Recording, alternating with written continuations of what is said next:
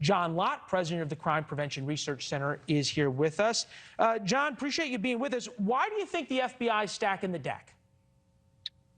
Well, I don't know if you can get into people's minds exactly why they're doing that. We use the same definition that they use to look at it. I was working in the Department of Justice up until January last year. I pointed out many of these missing cases, particularly at that time. I was just looking at what would have been mass public shootings that they missed that were stopped by civilians legally carrying guns. And, you know, the fact that they still haven't fixed those cases, I think at least gets to something about the biases that are there. But I've been pointing out these errors even before I went to the Department of Justice. They've seen them for years, and yet they refuse to fix them. And you talk about your time at DOJ, and I think we have to acknowledge discredited gun researcher out at Justice Department, FOIA to DOJ for communications of former official John Lott with big lie advocates during presidential transition. There's a lot of criticism of you out there. You've advocated in the past that Donald Trump won the 2020 election. How do we believe you on these statistics if we can't believe you on that? Well, I'm not sure exactly that I said for sure that he won. What I said was, and what my research has said, is that there have been a lot of problems with the voting that's occurred.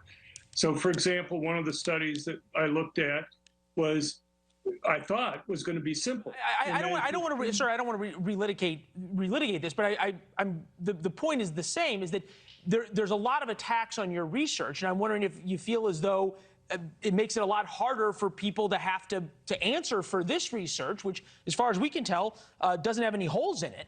But well, look, your past brings it into question. You see what I'm saying? Well, look, the title that you picked, I think, was from Bloomberg's The Trace. So, you know, we have a gun control group attacking somebody that they disagree with. I mean, you have to take it with a grain of salt that's there. For sure. And, but look, this is just simple counting, all right? You have the definition for the FBI. They went, hired Texas State University to go and look up news stories. We went and looked up news stories. We don't have the millions of dollars of budget that they had for doing that. So our 124, unlike them, I make no claim that I've gotten all the cases there. But you can check. We did. The news stories. And you can read them and see whether they fit the definition or not. And it's pretty clear to me that they do. No, we did. We checked through these before we had you on, and we're glad to have you. I understand not wanting to ascribe motives to the FBI or to the DOJ in this. You let the facts speak for themselves.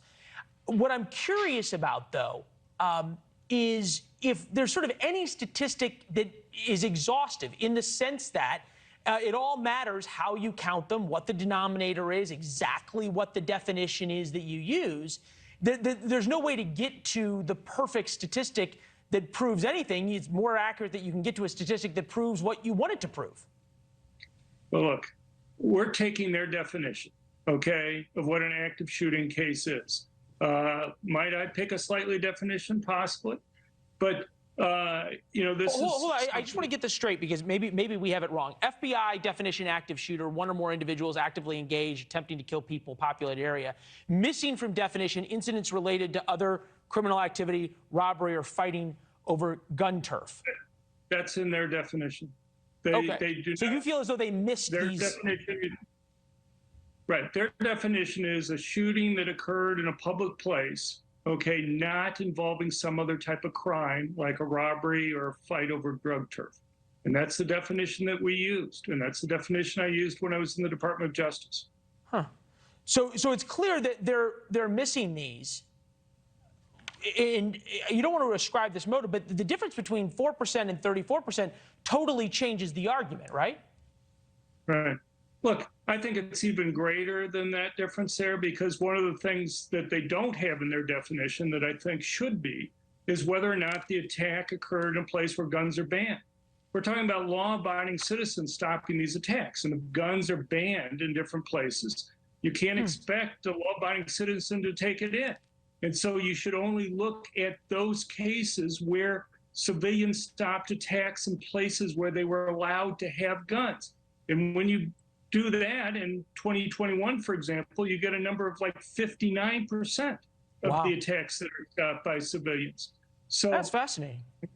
So I'm saying take their definition. It's 34%.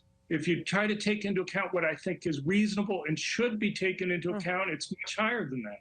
No, it's important research. We're glad we had you on. As soon as we read it, we figured it was worth talking about, because this is the debate right now. Certainly the Texas governor's debate. It is the debate. John, we appreciate it. Thank you. Thank you for your time. Yeah, yours as well.